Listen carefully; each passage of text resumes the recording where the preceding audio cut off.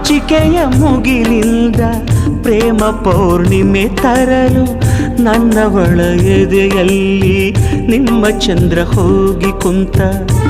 ನೋಡಿಯಲ್ದೆ ಕೂಗಿಯಲ್ದೆ ಪ್ರೇಮೋದಯ ಮಾಡಿಸಲ್ದೆ ನನ್ನ ಮನದಿರುಳ ಮರೆ ಮಾಡುವ ಯಾರು ಹೆಣ್ಣಿಗೆ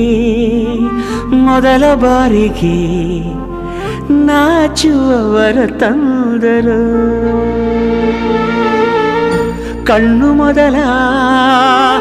ರೆಪ್ಪೆ ಮೊದಲ ಆಸೆ ಮೊದಲ ಅಂದ ಮೊದಲ